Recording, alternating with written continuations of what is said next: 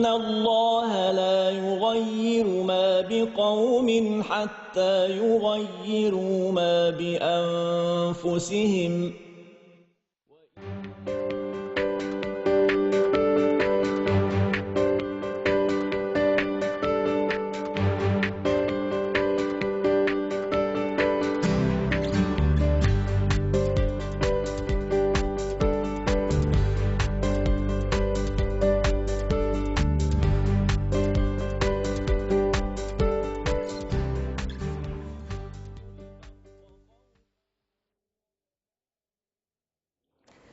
Assalamu alaikum wa rahmatullahi ta'ala wa barakatuh.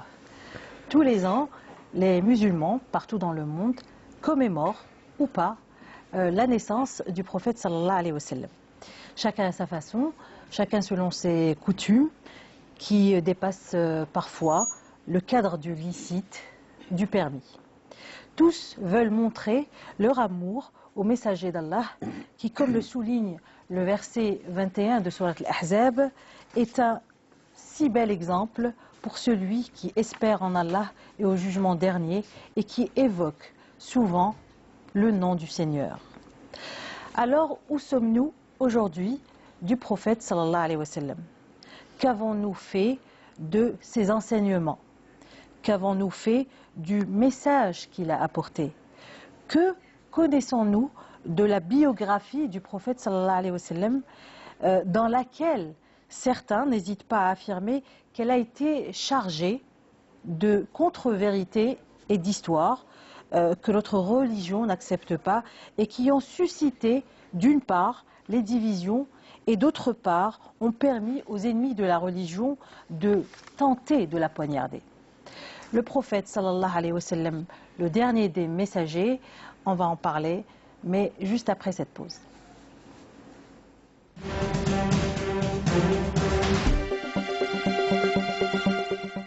Alors, avec nous ce soir, docteur Moussaoud Boujnoun, merci d'être toujours avec nous, mais aussi professeur Rabah Kchet, vous êtes professeur en sociologie.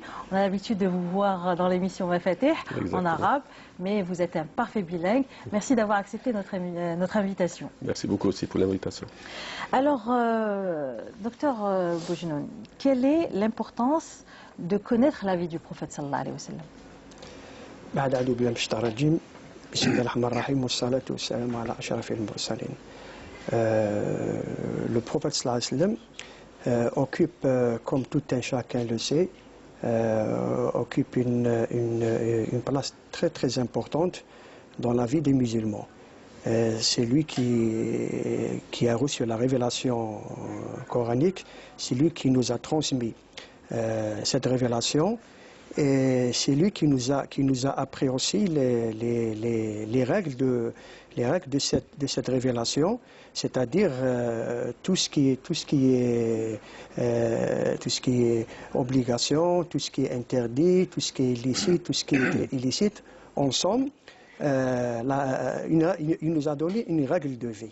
Donc, de ce point de vue, l'étude de la vie du prophète sallallahu alayhi wa sallam reste primordiale dans la vie des musulmans. Par exemple, le prophète sallallahu alayhi wa sallam a dit dans un hadith, je vous ai laissé deux choses. Si vous vous attachez à elle, vous ne serez jamais égaré. Ce sont le Coran et ma Sunna. Donc le Coran, qui est la parole incréée et éternelle de Dieu,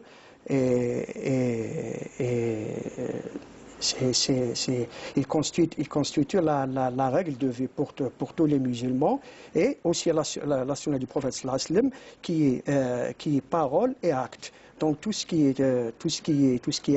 constitue la sunna du prophète sallallahu alayhi wa sallam comme parole et comme acte constitue pour les musulmans un mode de vie, une règle de vie doivent être suivis et appliqués dans notre vie quotidienne. D'où, comme vous l'avez dit, l'importance de connaître cette vie du prophète sallallahu alayhi wa sallam, sa biographie, expurgée de tout ce qui a été peut-être ajouté aussi bien par certains musulmans, je dirais par inadvertance,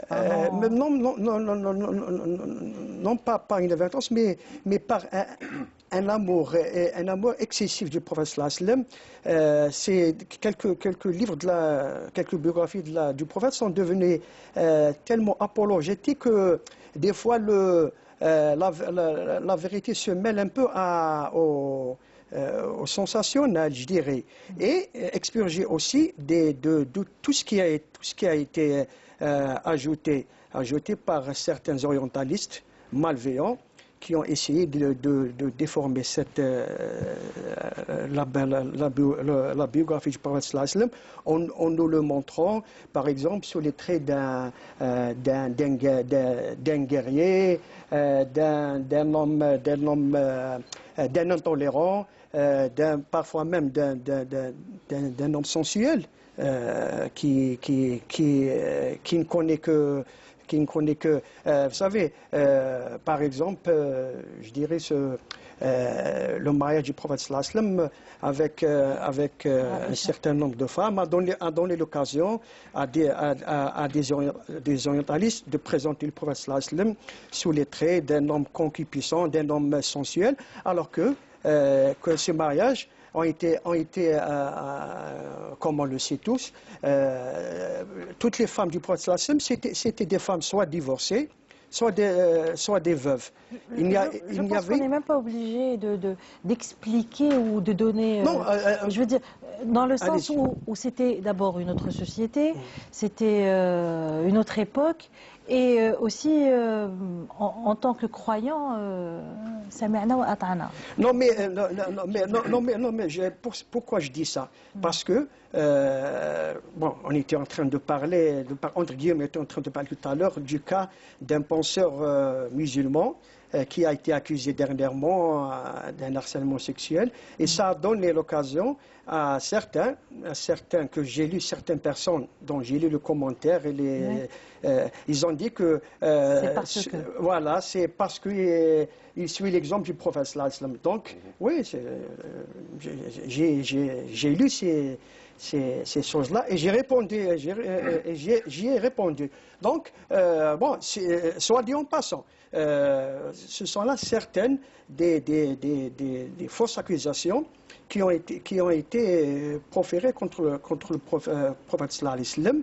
Et je dis que certains musulmans, par sentimentalisme, ont écrit des biographies où certains aspects du prophète sallallahu alayhi wa sallam ont pris le dessus sur d'autres qui sont plus importants. Par exemple, au début, le premier siècle de l'islam, on a vu une floraison de biographies qui parlent surtout des exploits du prophète sallallahu alayhi wa sallam en tant que chef de guerre. Nous savons tous que le prophète sallallahu alayhi wa sallam a été obligé à un moment de sa vie de combattre pour faire triompher l'islam, parce que l'islam a été combattu par un certain nombre d'ennemis, d'adversaires, les polythéistes, les hypocrites, les juifs, et ensuite les byzantins, etc. Mais ce n'est là qu'un aspect de la vie du prophète sallallahu alayhi wa sallam. Moi, lorsque je lis certaines biographies, Malahim, il parle surtout des batailles, la bataille de Badr, la bataille de Uhud, la bataille de la conquête de la Mecque, mais il y a d'autres aspects de la vie du prophète sallallahu alayhi wa sallam. Inch'Allah, nous aurons l'occasion de parler au cours de l'émission, qui ont été quelque peu négligés par les musulmans, notamment le rôle du prophète sallallahu alayhi wa sallam comme maître spirituel. Le prophète sallallahu alayhi wa sallam, avant tout, il était un messager de Dieu. Et c'est un prophète qui reçoit la révélation et qui la transmet aux hommes. Le combat et la lutte qu'il était obligé de faire, c'était quelque chose, c'était une contrainte. C'était pas un choix pour lui. Il a dit dans un célèbre hadith, La tatamannaw liqa al-adu. Ne souhaitez pas la rencontre de l'adversaire. Parce que le prophète sallam, il a dit même dans ses hadiths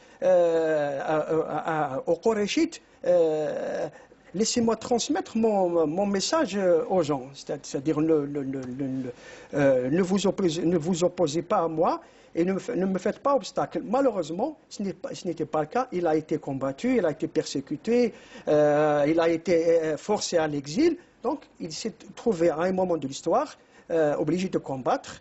Mais c'est pas ça qui fait le prophète sallallahu alayhi wa sallam. Le prophète sallallahu alayhi wa sallam, c'est d'ailleurs on parlait tout à l'heure du grand penseur musulman Mahmoud Lagad rahimahullah, qui a écrit un livre extraordinaire, Abqaïd Mohammed, le génie de Mohammed, où il montre toutes les facettes du prophète sallallahu alayhi wa sallam, que ce soit en tant que maître spirituel, en tant qu'époux dans sa maison, en tant qu'éducateur, en tant que chef d'État, et en tant aussi que chef militaire, puisqu'il a été obligé de combattre. Donc le prophète sallallahu alayhi wa sallam a réuni un grand nombre de facettes, un grand nombre de vertus qui font de lui l'homme parfait, par excellence, dont parlent les soufis, l'insan al-kamil. Voilà. Professeur Chad, comment un citoyen lambda peut-il étudier justement la sirat de Rasul sallam devant face à autant de passion de la part des musulmans, mais aussi des non-musulmans? Effectivement, d'abord, parler de notre prophète est un exercice très lourd, parce que tout son parcours, il a incarné le Coran, au Coran. Donc, la vie de notre prophète, sallallahu alayhi wa sallam, chaque étape ou chaque acte est une leçon de la vie. Si on prend tout le parcours, dans le parcours, il y a la codification des conduites individuelles et collectives. C'est-à-dire, voilà ce que le musulman doit se comporter dans la vie. Et ce sont des principes simples que chaque musulman peut le mettre en œuvre. Si on prend par exemple, l'honnêteté, la fidélité, il était digne de confiance, l'amana. Donc, ce ne sont pas des principes théoriques, mais des enseignements qu'il avait mis en œuvre dans la pratique. Donc, pour nous, les musulmans, c'est plus accessible pour tout le monde. Maintenant, peut-être, si on focalise sur un détail, lorsqu'on veut défigurer l'image de notre prophète par certains penseurs ou les mass médias, ils prennent le détail. Et puis le détail, ils essaient de déformer comme ils veulent, parce qu'ils ont la même mise sur les mass médias, et on sait comment, sur le monde d'aujourd'hui, comment il est fait. Donc, si on prend la profondeur, et votre émission sur la voie du changement, la profondeur de ce que notre prophète a fait dans tout le parcours, c'est la profondeur du changement. Attention, c'est-à-dire lorsque vous changez, c'est-à-dire à partir de rien, vous mettez en place tout un état et vous transformez un système de valeurs qui était dans un état jahiliya à un autre état. Attention là, la pédagogie. La pédagogie et la façon de le faire et tout ça, c'est notre rôle, nous, en tant que musulmans, de faire émerger la profondeur de ce changement que notre prophète avait introduit dans un contexte qui n'était pas un contexte facile. Aujourd'hui, pour faire un petit changement dans une institution donnée, vous souffrez. Aujourd'hui, il y a des cabinets spécialisés dans le monde pour faire des petits changements, par exemple dans une entreprise ou dans une institution donnée. Parce que le changement de comportement, ce n'est pas quelque chose de simple, de mécanique. C'est-à-dire, on appuie sur un bouton et hop, le changement est là. Et on prend par exemple, par rapport à la femme, si on prend uniquement cet aspect, si on prend par exemple tout le système de valeurs qui était par exemple le système d'enterrer la fille vivante, donc tout ce qui se faisait avant l'arrivée de notre prophète sallallahu alayhi wa sallam. Donc maintenant, comment vulgariser tout ça? Est-ce qu'on le laisse dans les livres comme ça? Est-ce qu'il y a une vulgarisation? Comment trouver, c'est-à-dire des mécanismes simples pour que ces valeurs, ces principes soient un code de conduite. Et attention, ce sont des principes universels. Surtout que celui qui veut vraiment en connaître plus, c'est pas évident aussi de lire les livres de la Sira. C'est pas du tout évident. Parfois c'est très compliqué, la terminologie elle est difficile, et on rentre dans des détails comme vous dites qui ne sont pas forcément nécessaires. Comment faire aujourd'hui? Écoutez, si on prend le principe de la technologie, vous savez, si on prend un petit exemple, la voiture, elle est très complexe dans les principes mécaniques, thermodynamiques et tout ça. Alors, les ingénieurs, s'ils ont laissé la complexité de la voiture, personne ne pourra la conduire. S'ils n'ont pas simplifié sa conduite. Ben, on prend le même principe. Si on ne vulgarise pas, si on ne simplifie pas, même dans les manuels scolaires, etc., s'il n'y a pas un travail de vulgarisation scientifique par rapport à tout ce parcours, je l'ai dit, ce n'est pas un parcours d'un simple auteur. C'est vrai, notre prophète il a été classé, sallallahu alayhi wa sallam a été classé, etc. Même moi, je refuse ce classement parce que on peut pas. J'ai peur d'être piégé méthodologiquement. Si on accepte aujourd'hui de l'applaudir, il a été classé le premier le plus influent de l'histoire. Demain, il va y avoir un autre. Exactement. Alors on le compare Mm. pas avec quelqu'un d'autre. Bon, si on met Lénine, il a tué plus d'un million pour plus des millions de personnes. Alors on peut pas comparer l'incomparable, comme disait Bachelard. Donc, je l'ai dit, c'est-à-dire là, il faudrait vraiment qu'il y ait une stratégie par rapport à cette question, par rapport à notre prophète et par rapport à toute la religion.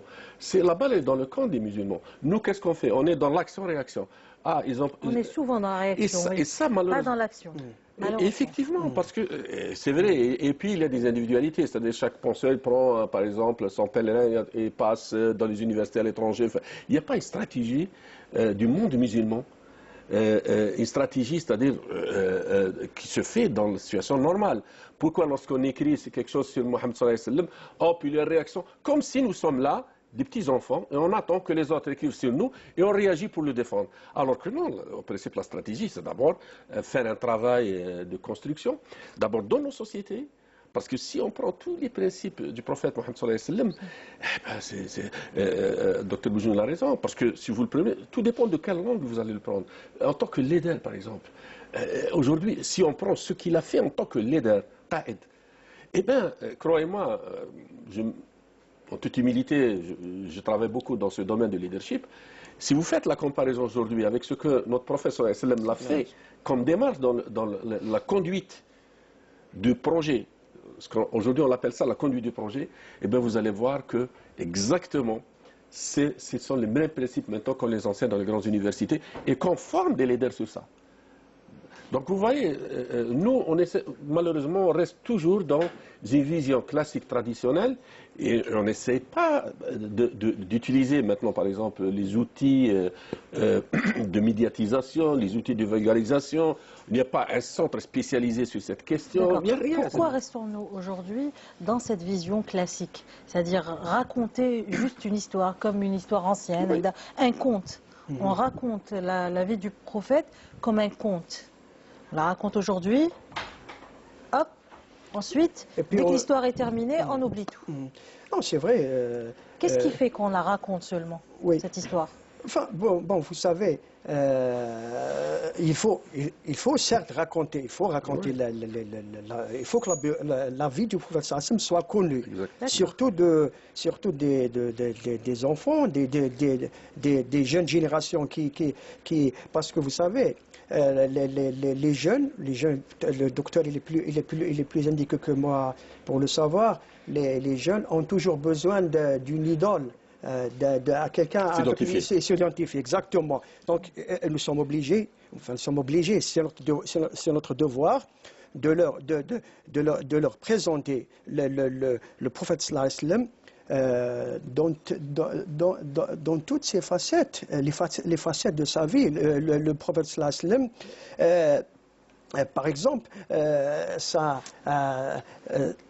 sa persévérance devant les difficultés auxquelles il était confronté. À un moment lorsqu'il est allé avec son compagnon Zayd ibn Haritha prêcher l'islam, lorsqu'il a été je dirais, rejeté par la Mecque, il est allé prêcher l'islam à Taïf, à côté, et qu'il a été même lapidé par certains énergumènes. Donc, il était seul, pratiquement seul, avec son seul compagnon. Il n'avait personne avec lui, mais il est resté ferme, déterminé et persévérant jusqu'à, comme a dit le docteur tout à l'heure, jusqu'à faire triompher l'islam et bâtir non seulement un État, mais une civilisation. Qui dure jusqu'à maintenant. C'est une civilisation, et je dirais la plus splendide au monde, qui a donné non seulement des savants, non seulement des saints, qui a laissé une architecture vraiment admirable. Tout le monde admire cette civilisation, que ce soit à Cordoue ou à Bagdad ou à Samarkand ou dans d'autres régions du monde. Vous dites cette civilisation, elle dure. C'est pas la civilisation qui dure, c'est la religion. C'est la foi. C'est les convictions qui durent, c'est pas la civilisation. Mais la religion, elle est le support de cette civilisation. Cette civilisation dure parce que l'islam est une religion éternelle. Donc sa civilisation est éternelle.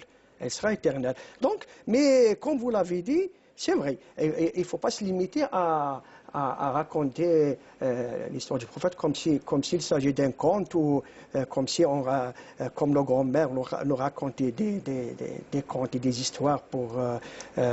Donc il faut mettre cette vie en pratique. Chaque musulman doit mettre. Vous savez, et d'ailleurs je l'ai dit dans une émission précédente, les compagnons du prophète sallallahu alayhi wa sallam, par exemple, rares parmi eux étaient ceux qui connaissaient le Coran par cœur. Et il leur suffisait d'apprendre un verset, et il ne passait pas vers un autre verset qu'après avoir appliqué en pratique ce verset dans leur vie quotidienne.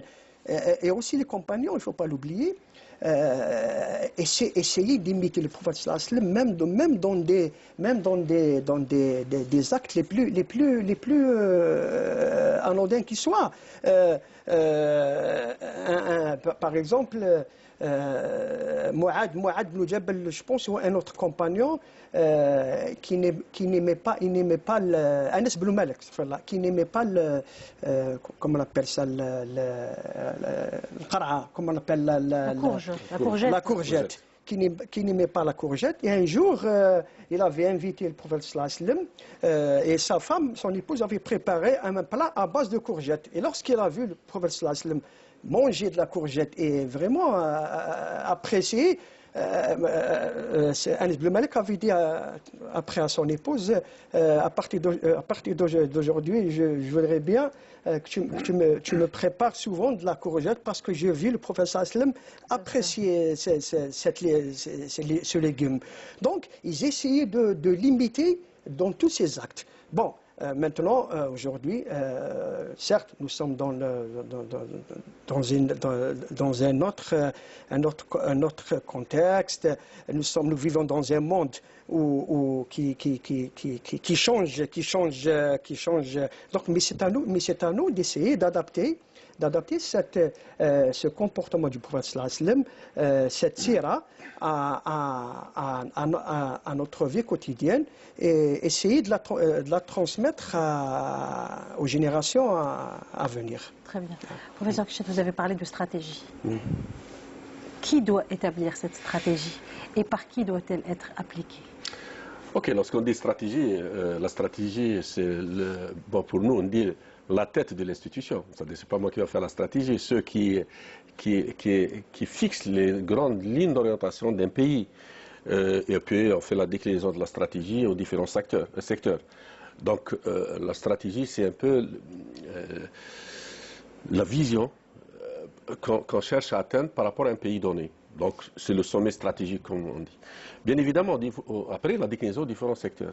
Si on prend l'éducation, par exemple, l'enseignement des principes et des enseignements de Mohammed sallallahu alayhi wa sallam dans l'école, la question que je me pose, est-ce qu'elle se fait d'une manière classique, hafidha, examen, ou bien il y a une pédagogie spécifique par rapport à ces matières pour, si vous voulez, impacter le comportement de l'élève, c'est-à-dire toucher son imaginaire. Parce que ce sont des valeurs, pas des valeurs ou bien des principes théoriques, mais des principes qui conditionnent le comportement. Vous avez une réponse à cette question? Oui, enfin, je l'ai toujours dit, c'est-à-dire toutes les matières qui concernent la formation de la personnalité, qui sont les matières stratégiques dans les systèmes éducatifs dans le monde, pour nous sont considérées comme des matières tout à fait ordinaires. Donc, la méthode classique, etc. Et ça ne donne aucun résultat au plan comportemental. Parce que la question de ces principes, le comportement, lorsqu'on parle de l'esprit du pardon, par exemple, tasamuh, ou bien l'esprit de justice, par exemple, que le prophète sallallahu alayhi wa sallam l'avait incarné durant tout son parcours. Lorsqu'on parle des Occidentaux, eux, ils insistent sur un point, un détail, la guerre, etc. Non, اذهبوا فأنتم الطلقاء اليوم مرحمة وليس اليوم ملحمة. Bon, regardez, c'est les principes du pardon. Ou bien l'amana, comme on dit, par exemple, lorsque il a ordonné avant de quitter la Mecque vers Médine pour restituer les biens à leurs propriétaires. Même dans les propriétaires, il y avait même les plus acharnés contre lui. C'est-à-dire, regardez, si on prend uniquement ces exemples de son parcours et on essaie de les présenter d'une manière pédagogique à l'enfant, lorsqu'on parle de notre système éducatif, ben, on crée un cadre de référence.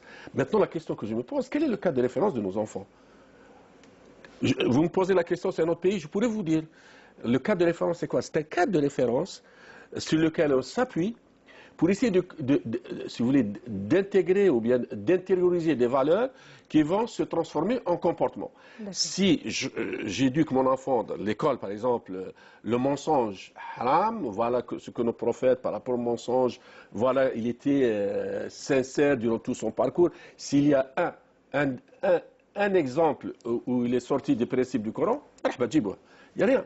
Donc, sidq, ce n'est pas dans le tableau qu'on va enseigner ça aux enfants. Si on prend le prophète, on prend mais on prend un peu tous nos systèmes de valeurs, on essaie de l'inculquer d'une manière intelligente, croyez-moi, ça donne un résultat extraordinaire. Je prends un cas, par exemple, qui a utilisé le Meiji, la philosophie du Meiji, le Japon. Est-ce que vous pensez que la philosophie elle est très ancienne? Ou bien les Chinois. Confucius, moi, j'ai discuté avec un Japonais, un professeur en éducation. Il m'a donné le manuel. Et il m'a expliqué comment on enseigne ces matières. Alors aujourd'hui, il ne faut pas s'étonner de voir, par exemple, ici en Algérie, un Chinois qui travaille بالأمانة. Parce qu'on l'a éduqué dans ce sens. Ce n'est pas uniquement le système éducatif, mais on diffuse ça dans la famille aussi. Un système de valeurs, on ne peut pas créer un autre. Moi, je me pose la question à nos décideurs. Importez-nous notre système de valeurs. Nous avons un système de valeurs. Alors, quel est le système de valeurs qui est بالفطرة, comme on dit, par l'inné, c'est-à-dire qu'on peut l'inculquer à nos enfants parce qu'il y a réceptivité. Parce que بالفطرة, on reçoit, lorsque vous lui dites, par exemple, l'itqan, l'Itqan, par exemple, pour un employé, mais lorsque vous lui dites qualité totale, ce qu'on fait par exemple dans nos entreprises, qualité totale, le Jawda Shamila Blarbi regarde comme ça. Lorsque vous lui dites l'Itqan, le principe religieux, du hadith. Donc, Ce système de valeurs, vous voulez dire que le système de valeurs, est-ce qu'il est enseigné dans la famille, ensuite il se perd en cours de route, ou déjà dès la première cellule sociétale, il n'y a pas cet enseignement? Non, il y a cet enseignement. Maintenant, ce qu'on enseigne et comment on l'enseigne nécessite une vision sérieuse par rapport à l'objectif qu'on recherche. Pourquoi, dans les premiers temps, il n'y avait pas ce problème-là? Non, enfin, il n'y avait pas, je ne sais pas, là aussi il y avait... Les valeurs étaient enseignées... Mettons pour un exemple, si vous posez la question aux enfants, vous le posez, on fait une petite étude sérieuse dans notre pays. D'accord. Par rapport au prophète sallallahu alayhi wa sallam. J'ai peur d'y mettre une hypothèse très forte. J'ai peur qu'ils vont dire Mharaq. Bon, vous allez être contredit, bon, puisque vous parlez d'enfants, vous allez être contredit par deux enfants qui ont répondu... Écoutez, j'aimerais bien être contredit par une étude sérieuse avec un échantillon représentatif. Mais ce n'est pas une étude sérieuse, c'est juste un petit sondage. Mais il est vrai que forcément, dès que vous dites Mawlid, en tout cas, ça va être le Mharaq. On voit tout de suite ce petit sondage. Merci Sohila. كلمة الرسول صلى الله عليه وسلم كلمة كبيرة بزاف. قد ما تهضري عليه ما تعطيوش حقه. علمنا طاعة الوالدين، احترام الصغير، تحترم الكبير، ما نرميش الأوساخ في الأرض. يعلمنا نطفوا المسجد، نطفوا المنزل، نطفوا الحي، نقرا القرآن. رانا بعد اختي بزاف بزاف بزاف بزاف، اوني لوان دو سا، رانا بعد على واش قال الرسول واش قال ربي. J'ai grandi dans cette ville, si belle ville qu'est Alger.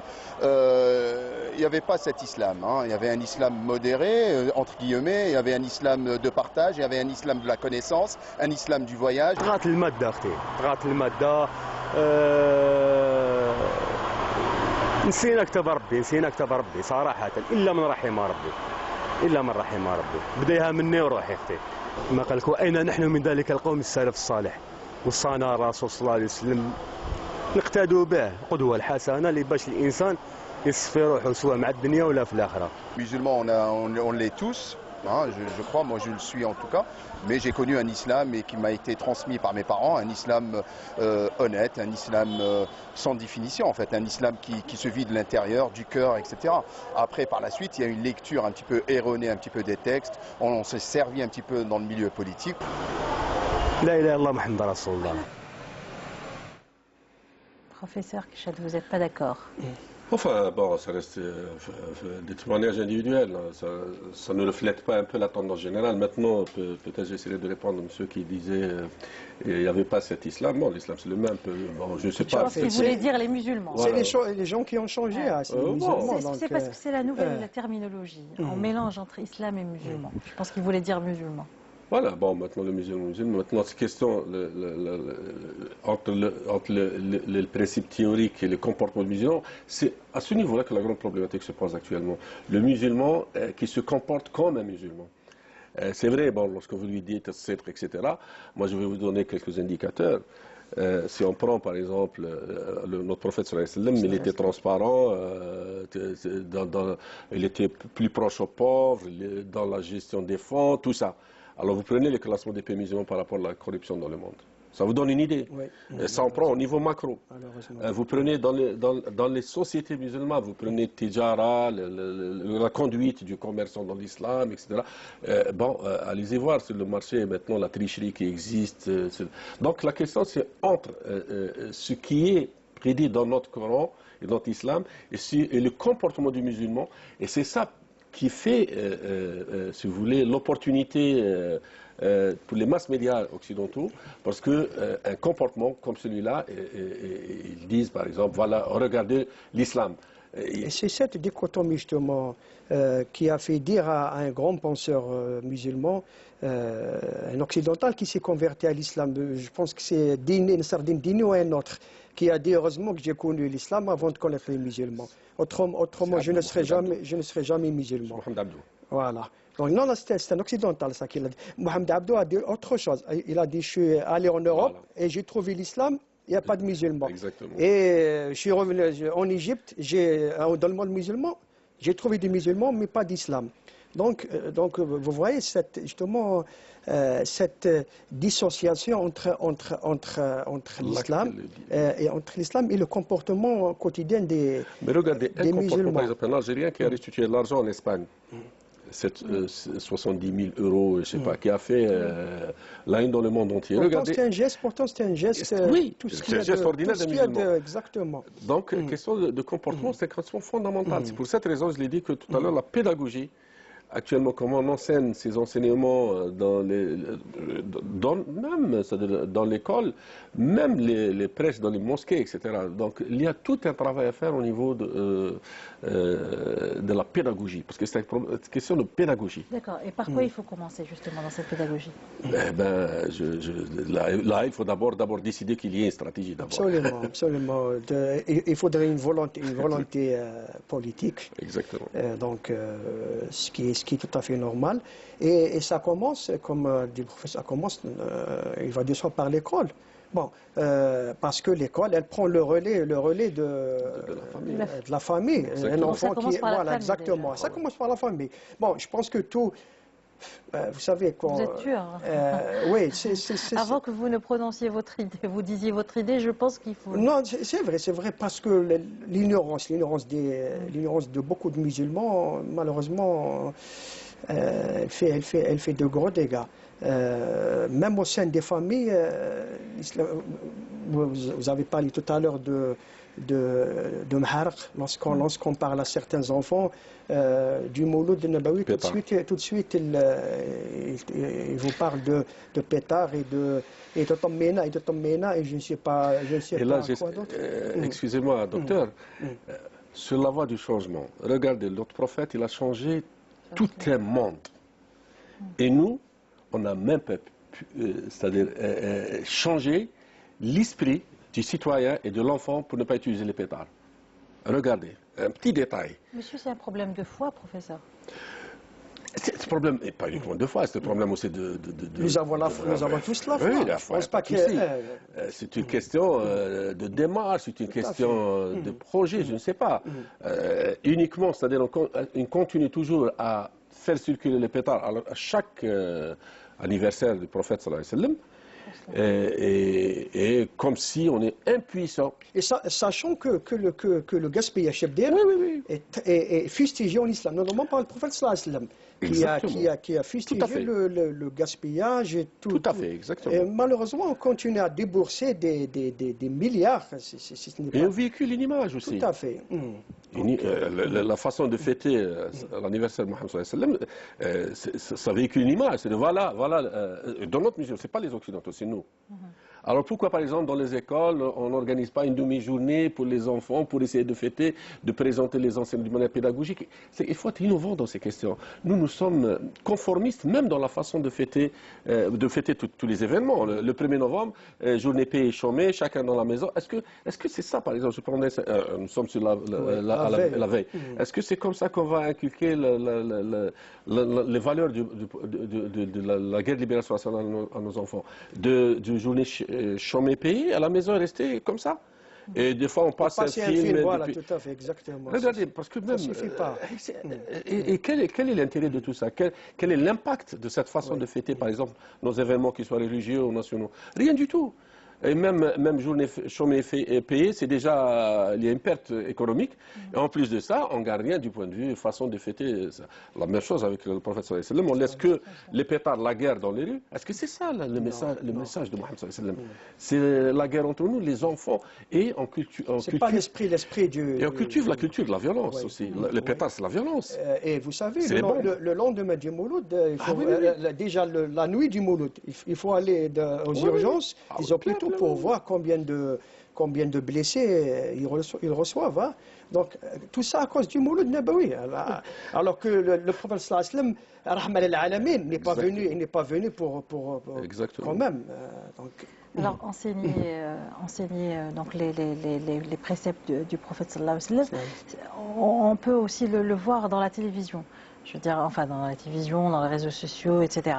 Et là, on fait face à beaucoup de, je vais utiliser une terminologie très américaine, à beaucoup de fake, à beaucoup de fausses informations, ou des informations qui ont des arrière-pensées très politiques.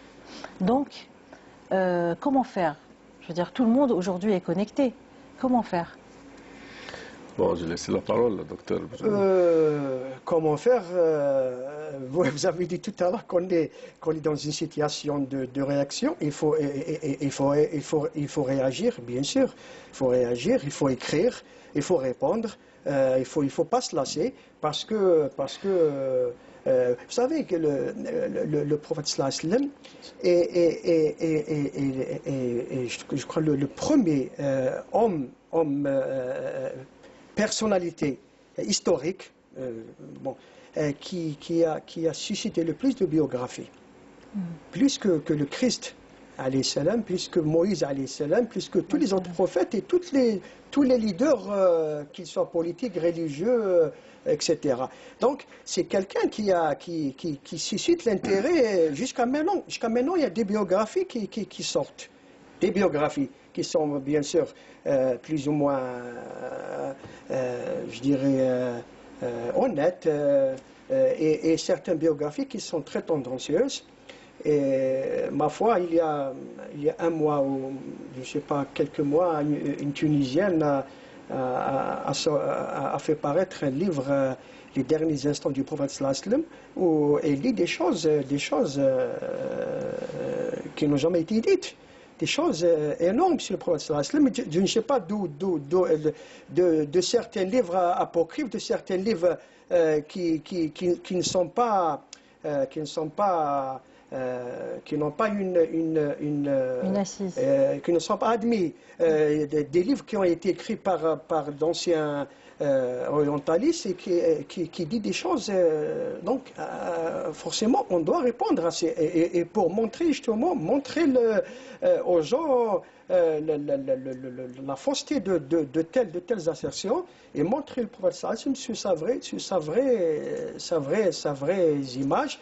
Et il ne faut pas se lasser, il faut toujours écrire et répondre, même si on nous dit comme quoi vous êtes là à chaque fois,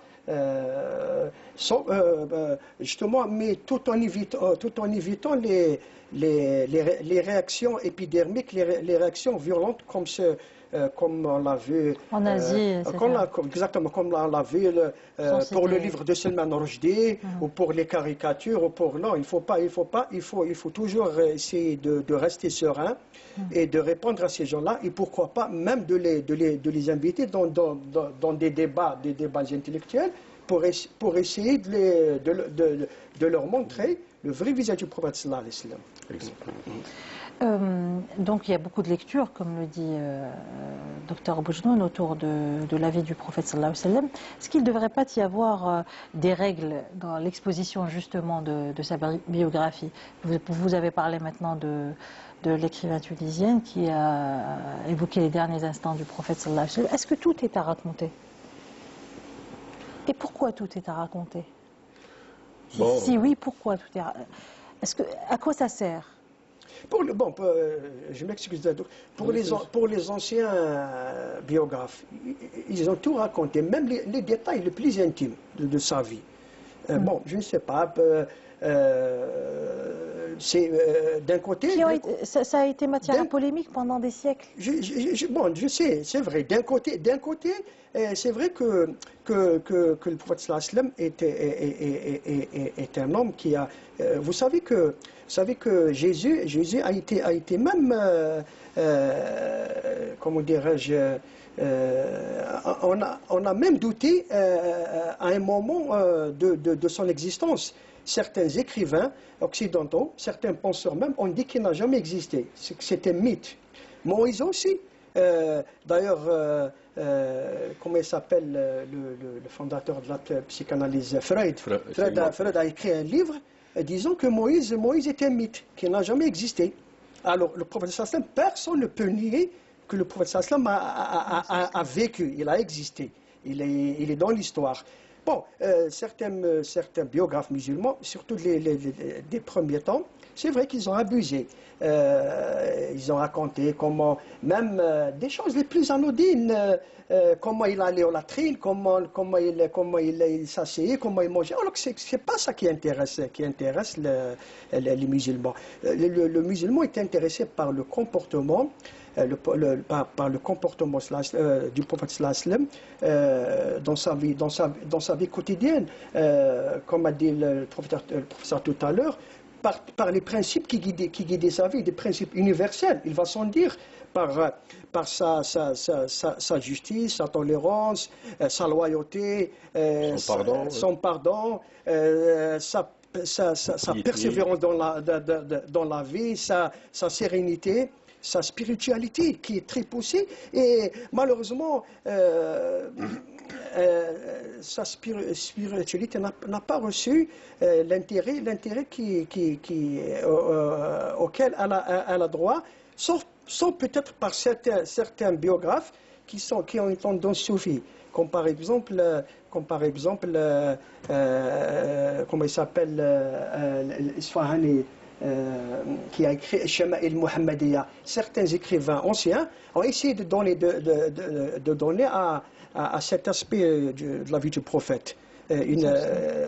Mais pour d'autres, c'était plus des choses ma foi, comment le prophète s'habillait, comment il mangeait, comment il s'asseyait. Moi, je pense que c'est des choses... bon, il est bon de les savoir, mais leur accorder une importance plus que les autres aspects.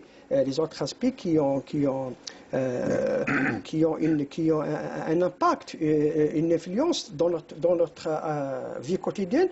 Moi, je pense que c'est un peu exagéré. Il y a un problème de réceptivité aujourd'hui dans la société musulmane par rapport aux enseignements du prophète.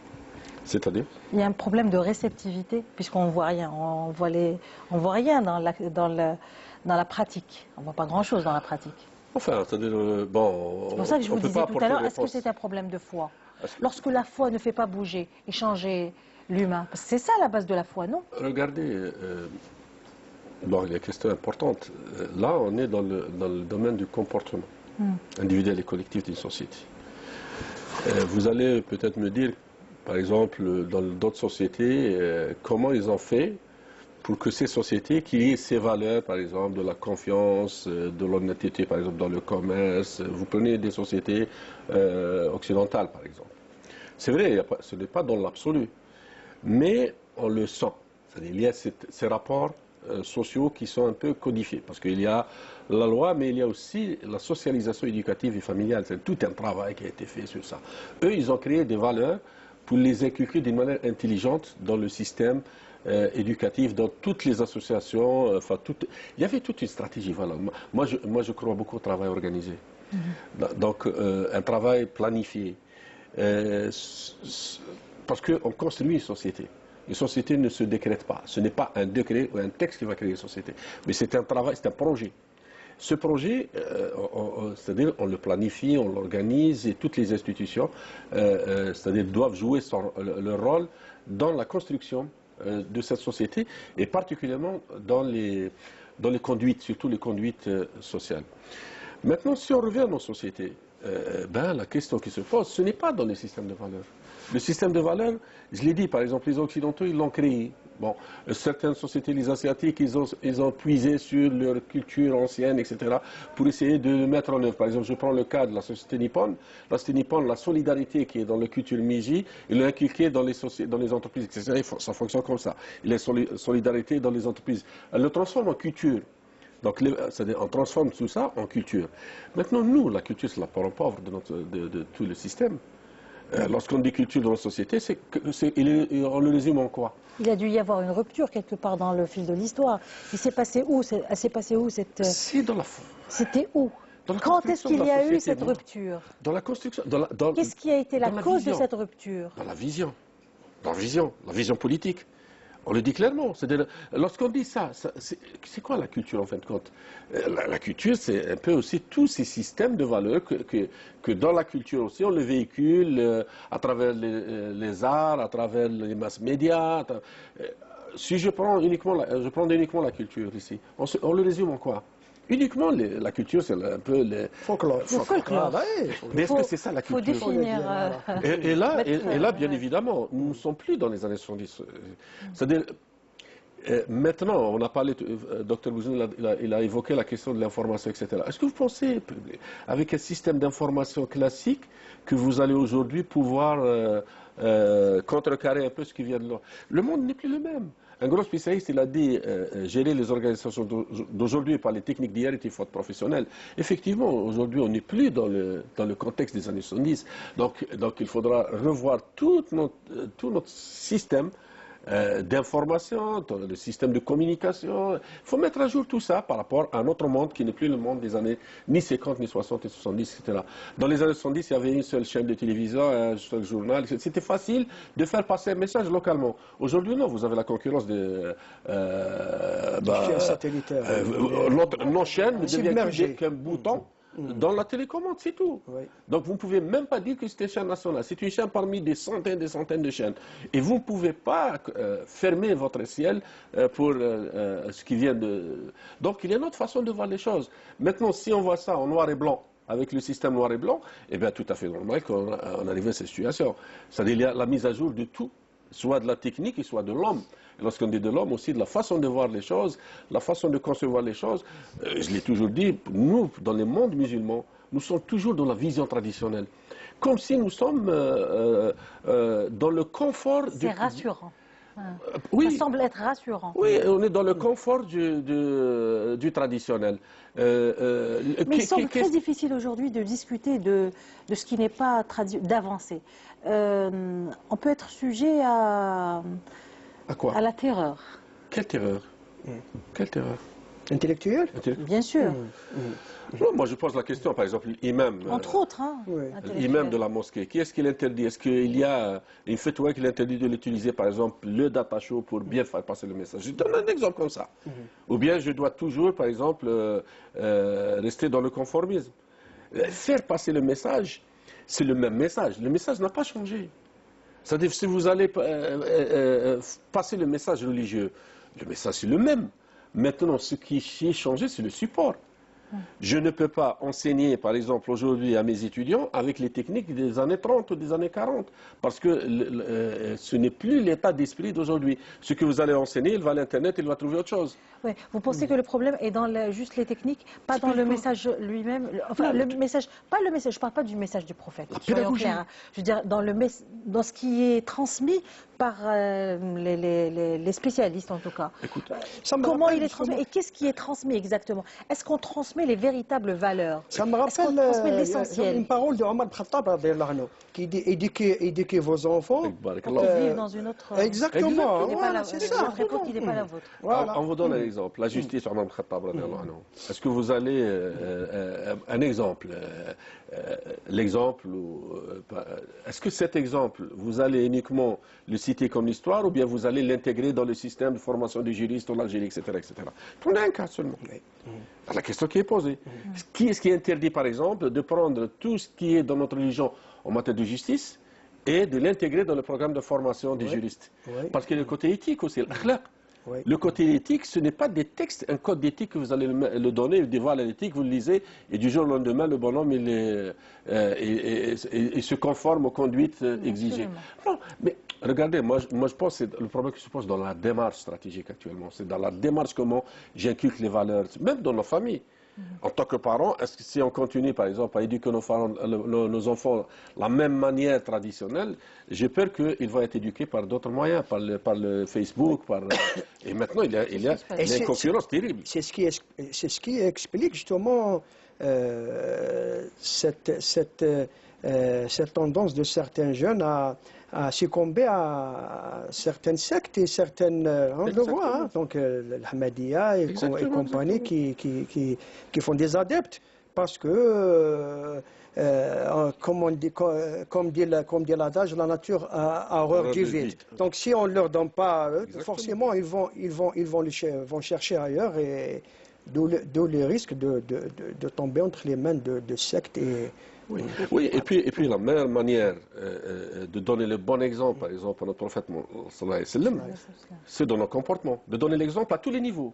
On ne demande pas aux simples citoyens de donner l'exemple. Non, on donne l'exemple à tous les niveaux. On commence par soi-même. Et ça, la bonne image qu'on véhicule d'abord aux musulmans, d'abord nous, voilà, le bon exemple, c'est-à-dire que l'humilité, la droiture, la justice, c'est ça. Est-ce que c'est à ce niveau-là, honnêtement, est-ce qu'on est en train de donner le bon exemple?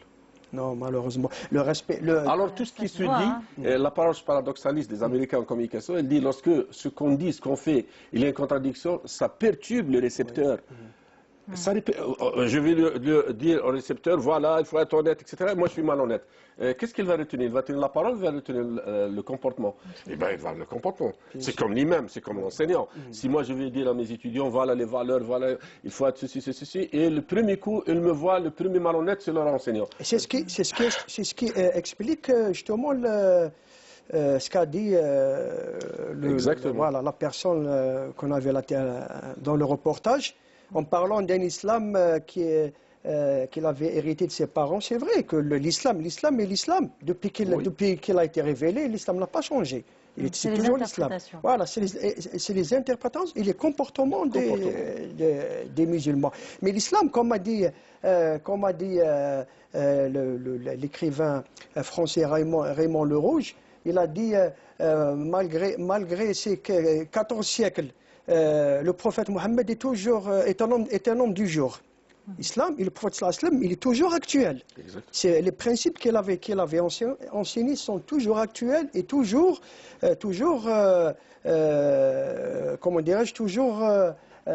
accessibles aux gens et en mesure d'être appliqués. C'est pas quelque chose de théorique ou c'est pas une philosophie. C'est des principes concrets qui peuvent être appliqués dans notre vie quotidienne. Est-ce que le problème n'est pas aussi dans le fait que chacun raconte le prophète comme il lui semble bon l'être? Chacun va raconter le prophète selon ses propres intérêts. Enfin, j'ai l'impression qu'on est dans cette époque-là, en tout cas. Bon, maintenant, chacun, je ne sais pas qui. Est-ce que les institutions, les individus ne pouvaient pas les contrôler. Maintenant, les institutions, oui, il faut normaliser tout ça. Bien sûr. Lorsqu'on dit, par exemple, la vie de Mohammed sallallahu alayhi wa sallam dans les mosquées, il faudrait qu'il y ait un programme pour ça, c'est-à-dire au plan pédagogique. C'est-à-dire que moi, dans la mosquée, qu'est-ce que je veux faire circuler comme message? Est-ce qu'uniquement avec un langage que peut-être ceux qui ont un certain niveau d'instruction, ils peuvent le percevoir, les autres non? Ou bien c'est la façon de le présenter aussi. Par exemple, dans les mosquées aussi, voilà une autre pédagogie qui nous manque aussi. Et bon, maintenant le ministère commence à se sentir qu'effectivement il y a une urgence par rapport à ça, mais malheureusement on ne doit pas travailler dans l'urgence, on doit travailler dans la vision. C'est-à-dire vulgariser le discours dans la mosquée est un travail stratégique, parce que pourquoi dans la mosquée vous avez toutes les catégories de la société. Vous pensez que c'est lié aussi à l'époque, parce que cette époque-là, il devient presque difficile d'être musulman. Je veux dire, on parle partout d'islamisme, de terrorisme, les amalgames. Est-ce que vous pensez que c'est pour ça qu'il y a un problème de stratégie globale, évidemment? Bon, est-ce que vous allez interdire le monde d'aller vers la complexité? Non. Bon, le problème, c'est pas dans le monde. On n'a pas le choix. Regardez dans c'est-à-dire les grandes nations maintenant, il y a des centres stratégiques qui travaillent sur ça, qui orientent le politique. La science qui oriente le politique. D'ailleurs, un excellent ouvrage de Max Weber qui a été publié en allemand en 1945, le savant et le politique. J'indique aux politiques de le lire parce que ça pourrait les orienter un peu. Parce que la science doit être au service du politique. La science, c'est-à-dire, je parle des centres stratégiques, c'est ça qui vous donne, voilà, les orienter, etc. Maintenant, si le monde, et tous les spécialistes vont accélérer à une vitesse extraordinaire dans le futur, et vous faites comme la tortue. Et qu'est-ce que vous voulez? Vous ne pouvez pas stopper ce monde. Le problème, ce n'est pas dans le monde qui voulait que se complexifie, etc. C'est ça, la mondialisation, elle fait ce qu'elle fait. Ce qu'elle va faire aussi. Ce qu'elle va faire, la mondialisation, ce n'est pas uniquement le système capitaliste, mais la mondialisation, c'est la mondialisation de l'information, la mondialisation du modèle de développement. Et aujourd'hui, il y a des stratégies de guerre culturelle entre les pays. Les Américains sont en train d'essayer de véhiculer la culture américaine. Contre les Asiatiques, les Chinois se ripostent. Bon, nous, dans ce monde, qu'est-ce qu'on fait? Au niveau, par exemple, culturel, au niveau, par exemple, économique, n'en parlons pas, parce que, bon, ça, c'est notre histoire. Qu'est-ce qu'on fait? Où est la place de l'expertise, de la science, du savoir dans tout ça? Lorsqu'on parle de l'islam, qu'est-ce qui a fait Nahda al-Islamiyya? Bon, on prend l'histoire, on fait la place de la science, l'ilm ou l'ulama. Lorsqu'on parle des pays musulmans, c'est à ce niveau-là aussi qu'il y a un gros problème. C'est au niveau de la place de la science dans le développement de ces sociétés. Elle occupe quelle place? Est-ce que la qualité de l'enseignement? C'est le parent pauvre. Donc c'est toute une série de ça. C'est la dernière roue de la charrette. Donc si on parle de la complexité du monde, bon, la complexité du monde est là. Bon, certainement, tous les spécialistes ils disent qu'il y aura un monde plus cruel dans le futur. Maintenant, la question qui se pose, qu'est-ce qu'on fait? Alors que le prophète sallallahu justement, il nous a incité à acquérir la science. Dans plusieurs hadiths, hein, tout le monde les connaît. Il a même fait des éloges extraordinaires pour les savants. Il a dit dans un hadith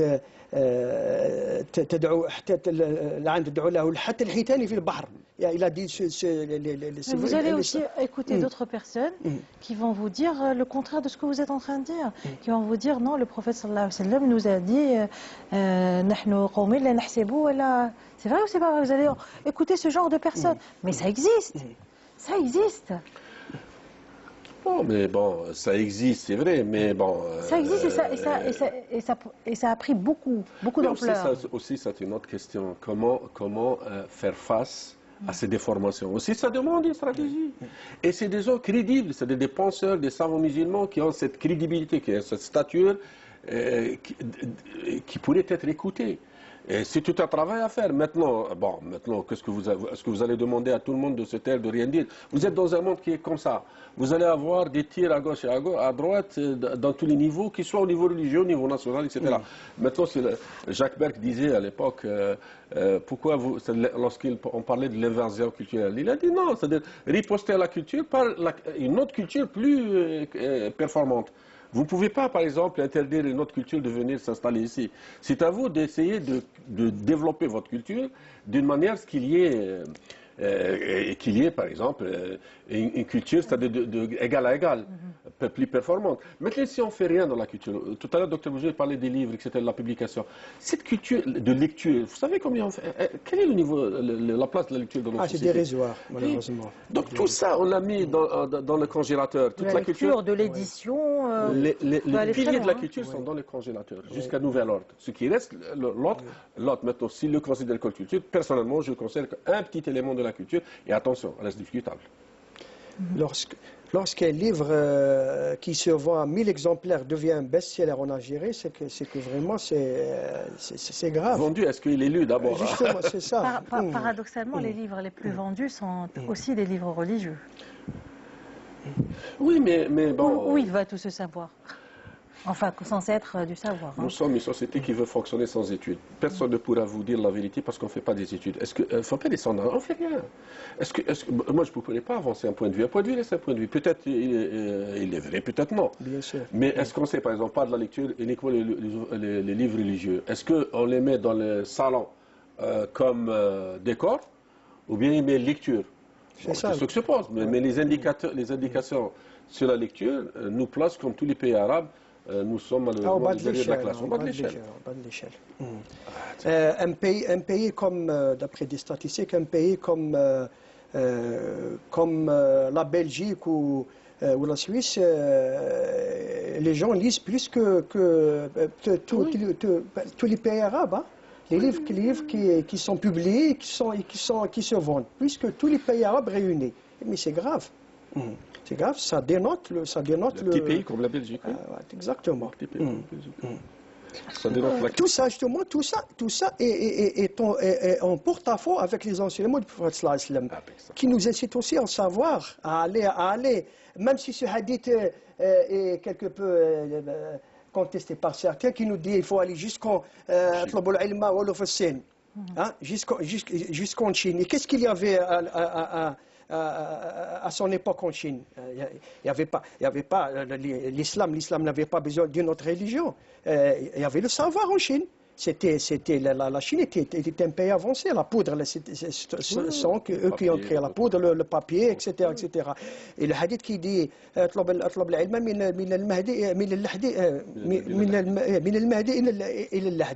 donc du berceau jusqu'à la tombe.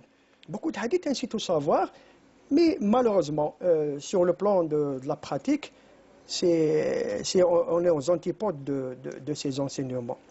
Un dernier mot chacun à propos de aujourd'hui, est-ce qu'il est possible pour les musulmans de pouvoir appliquer cette exemplarité du prophète sallallahu alayhi wa sallam? C'est une question pour vous deux. Mais bien sûr, comme je l'ai dit tout à l'heure, le prophète sallallahu alayhi wa sallam n'est pas un mythe. Et n'est pas quelque chose de théorique. Il a laissé un enseignement concret, un enseignement aussi qui n'est pas très compliqué. Il a laissé des principes universels que tous les pays, presque tous les pays appliquent, même sous une autre forme. Donc c'est des principes qui peuvent être appliqués par les musulmans, pourquoi pas.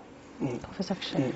Moi, je dirais que si chacun met un thermostat dans sa tête, un thermostat pour réguler, et c'est le khawf min Allah, donc il ne trichera jamais, qu'il soit responsable, il ne sera pas tombé dans la corruption, qu'il soit un simple citoyen, il sera toujours égal avec les principes, et s'il met dans son imaginaire le prophète chaque instant, certainement nous aurons un comportement plus ou moins conforme avec les principes de la religion, qui sont des principes de toutes les sociétés humaines. Voilà. Merci beaucoup d'avoir été présent pour cette émission. Merci de nous avoir suivis. On se retrouve samedi prochain. Salam alaikum. Salam.